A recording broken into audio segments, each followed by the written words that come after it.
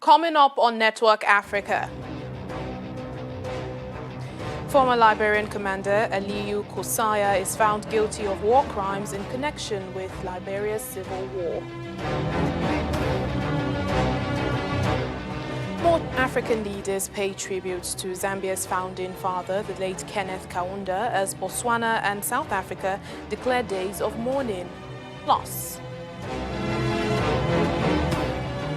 World Health Organization says Africa is in the midst of a full-blown third COVID-19 wave with the urgent need for more vaccines.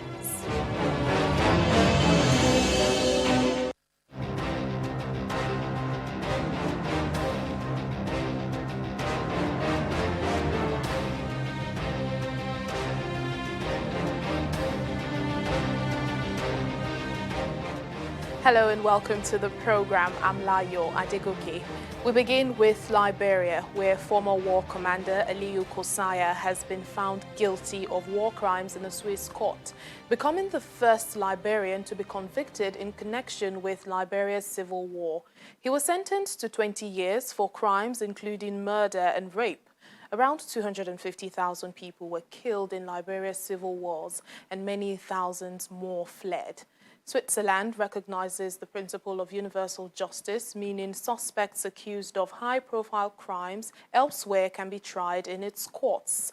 The trial was the first under a 2011 Swiss law that allows prosecution of war crimes committed anywhere in the world.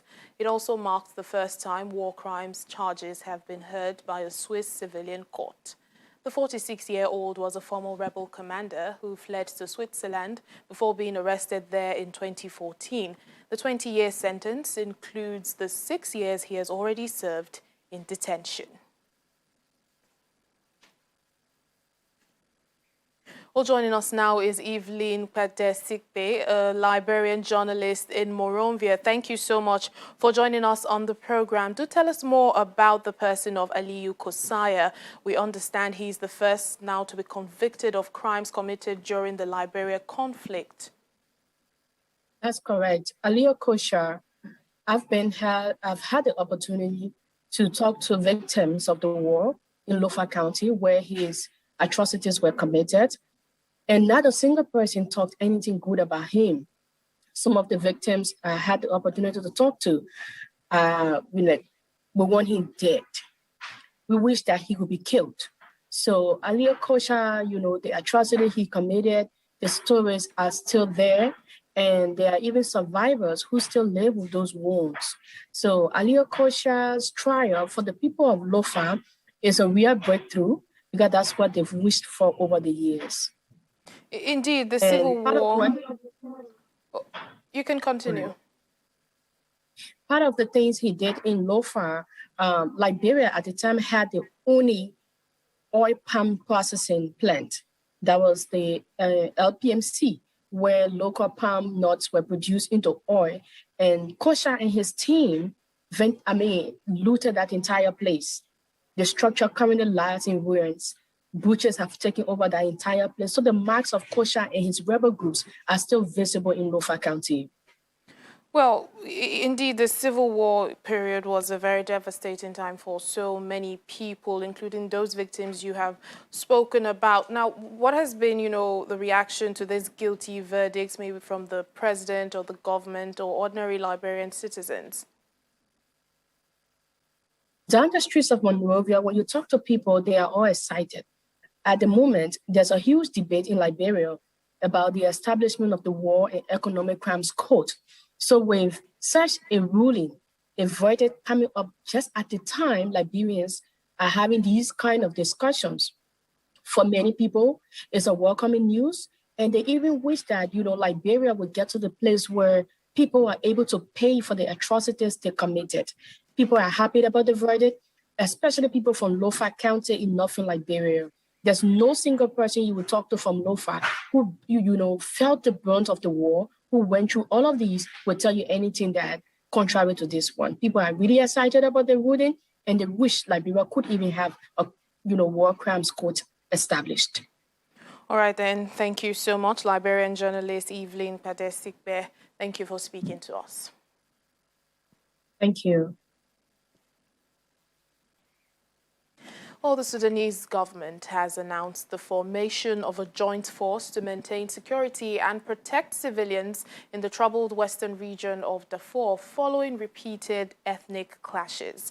Local media reports that the force will consist of the armed forces, the paramilitary rapid support forces, RSF, the police forces, representatives of the parties to the peace process, the General Intelligence Service, and a representative of the Attorney General.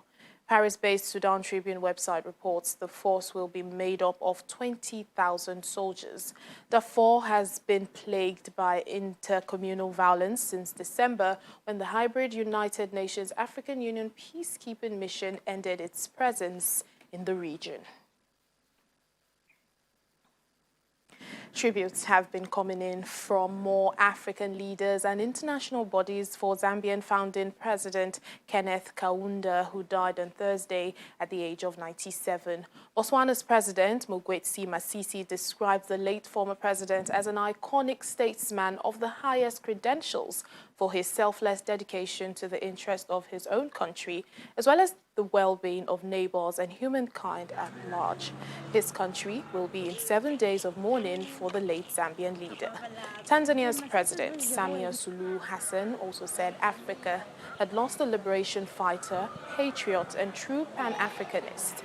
Former Nigerian President Olusegun Obasanjo remembers him as one of the last icons of independence struggle who made sacrifices in different ways. Commonwealth Secretary-General Patricia Scotland expressed her sympathy on his passing, saying President Kaunda was a great African statesman and Commonwealth leader whose legacy of fostering unity, equality, peace, and human dignity will endure. Well, for ordinary Zambian citizens, late Kenneth Kaunda was the pioneer of the liberation of Zambia. He was a pioneer for the liberation of Zambia. As youths, we cherish that. God used that man so mighty, so that at least he can liberate Zambia and he can bring Zambia to the way it is. He never wanted to shed blood. He never wanted to do anything for the person again. He had no selfish. It was so sad, but I believe he lived his life, and we ought to celebrate the freedom that he brought to us. Kenneth Kaunda was not, as for me, he was not just an ordinary Zambian, but he was our founding father of this great nation, Zambia. Yeah, so he did a lot of things. We are where we are here because of him. Well, the South African government has declared 10 days of mourning in honor of the former Zambian president who died on Thursday. In a recorded message, President Cyril Ramaphosa, who referred to the late leader as the father of South Africa's liberation, joined a long string of anti-apartheid struggle icons to pay tribute, highlighting the role Mr. Kaunda played in a number of African countries while they were struggling for independence from colonial rule. Even up to his 90s, former President Dr. Kenneth David Kaunda was full of life with his many talents. Here, singing his song dedicated to his late wife of 66 years, Betty. Every kiss was a sweet pagan prayer to your eyes, your lips, and your hair.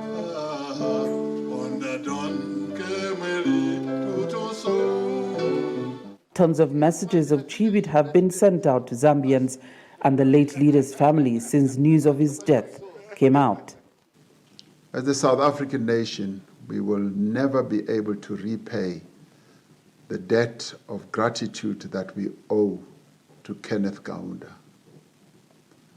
Nor will we ever forget that it was with the help of this extraordinary leader's care and solidarity that our freedom and our democracy was won. Today we recommit ourselves to building the Africa of KK's vision, an Africa which is at peace with itself, Africa with justice, prosperity, and innovation. Born on the 28th of April 1924 in Chinsali, Zambia, the youngest of 8 children, Dr. Kaunda grew to become Zambia's first post-independence president from 1964 to 1991. He was at the forefront of not just Zambia's struggle for independence, but also supported other African countries like South Africa to attain freedom from oppressive rule. He also championed Africa's fight against HIV and AIDS after he lost a son to the disease. One Nigeria, one Namibia, one Africa. In remembrance of this great leader who made such a contribution to our freedom, we've decided to declare a period of mourning for 10 days in his memory, and that for the 10-day period, our national flag will fly at half-mast, starting from today. May his soul rest in peace. Meanwhile, a 21-day mourning period has also been declared in Dr. Kaunda's home country, Zambia. From Johannesburg, South Africa, Betty Dibia, Channels Television News.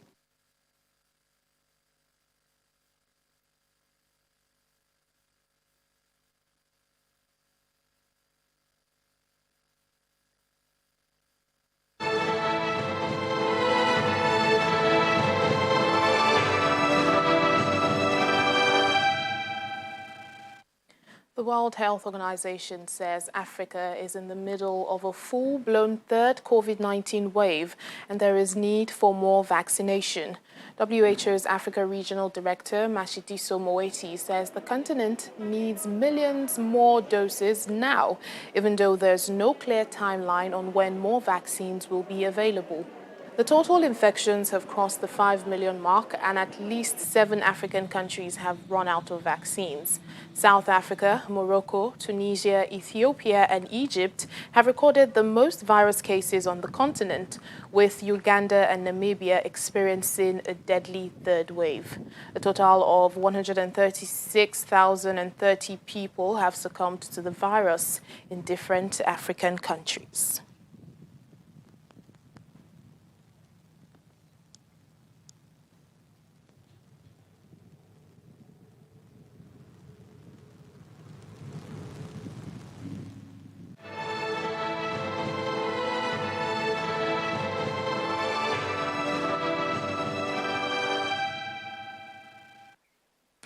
As he prepares to leave office on Friday, the Under-Secretary General for Humanitarian Affairs and Emergency Relief Coordinator, Mark Lowcock, says the last 4 years have been an unusually difficult time marked by protracted and emerging conflicts.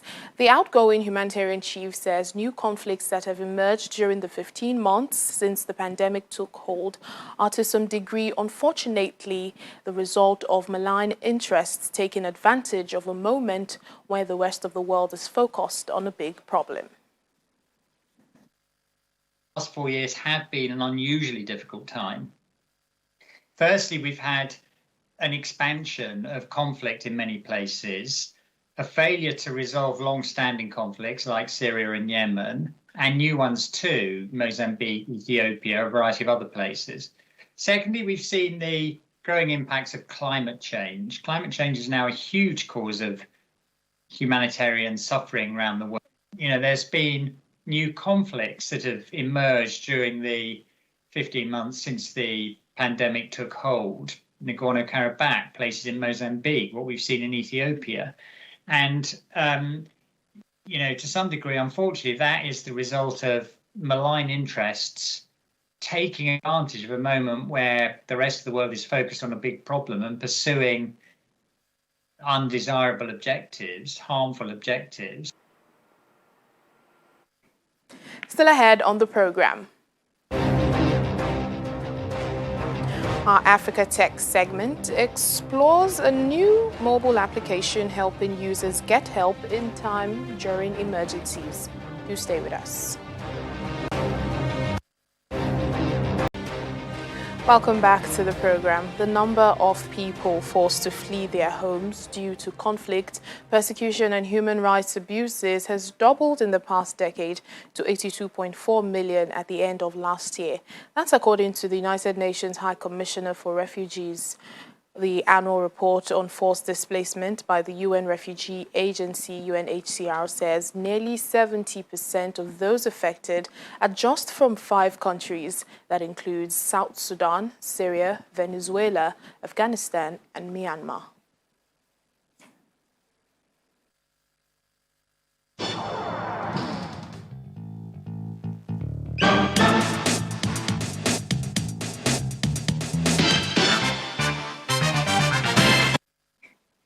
Welcome to our Africa Tech segment. A distress notification application has been built by Nigerian security startup Chatbot Technologies to alert friends, families, and security agencies when an individual needs help.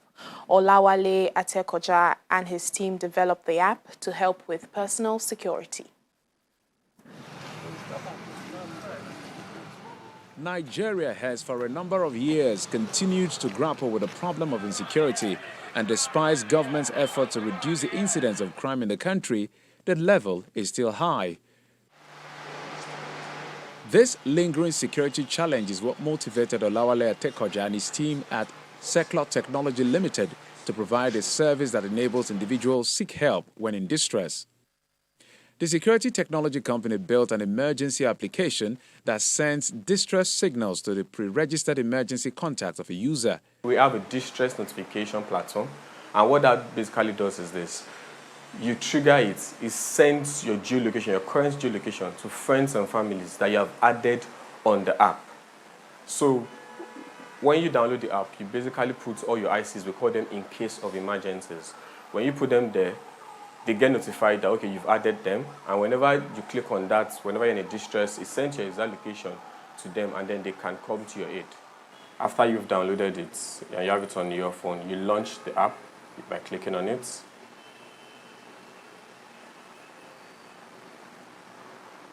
And then you can actually sign up. This is the landing page.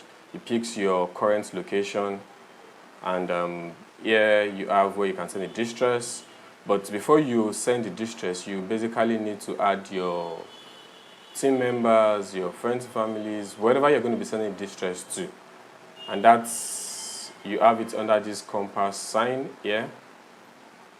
And then you can see this icon that looks like people.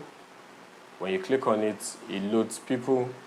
And if you're going to add people, you then come down to this button here, which looks like a plus sign. When you click on it, you add your team members. When you save on it, you then go ahead to add different people. So that it's pretty straightforward. Once you're done adding all of that, this is the distress button. When I click on it, it says 3, 2, 1, and then it sends the alert. So if you see here, it says SOS sent. And in here, it continues to notify until you cancel. Olawale and his team are also working on an online solution that will help individuals and organizations verify the addresses of their staff, job applicants, as well as their customers.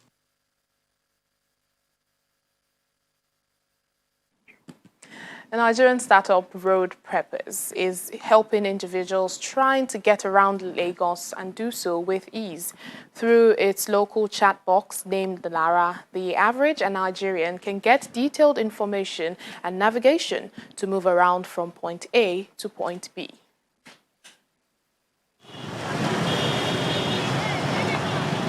Getting around in a busy city like Lagos could sometimes be a daunting task. With over 20 million people living in the state, a large percentage of the population rely on public transport for their mobility, and it's not unusual to ask strangers for directions when commuting. It's also not unusual to get misleading directions and miss one's way. This team at Road Preppers saw the problem, and they sought to provide a solution to the challenge of transport navigation. This is the map of Lagos. For each of these layers you're seeing are actually queries, interactivity happening in different places. So you can see someone asking for questions around the corridor here towards here. You can see all these whole connections. So it's quite a very busy city of people actually asking directions. By using an artificial intelligence chatbot named Lara, Lagosians can now get public transport navigation with fare estimates for commercial buses. This way, they can plan, commute, and connect better on their trips. So you can open up Lara from your home screen. It says, good morning, Sam. I would like to get to today. I would like to get to channels, TV. I would like to confirm staff on current location. Yes. So it tells me walk to where Kejanda Bridge, allow social pride, or to do beggar, take a bus going to Ozopik and then from Opik, find a way down to channel. All right, thank you, and I can read that. Lara uses artificial intelligence, machine learning, and a direction layer to provide detailed navigation. And since she's a chatbot, it's just like chatting with a friend or family. But Lara's finesse doesn't mean the team didn't struggle at first to find the best business model. Sometimes when you're pushing out a new product that's totally novel, it isn't like your bread and stew that people actually used to. There's a lot of onboarding that actually is required for the market. So that also, requires that whole, that whole initial learning curve, rather, for users to move along with. So that's one challenge. I mean, there's also the usual challenge like policies and whatnot, infrastructures, funding as well too, because I mean that's one of the things we did have a lot of challenge with. As the team at Road Peppers continue to improve on Lara's technology, the informal directions platform will enable commuters move around with ease and change the transportation experience of many.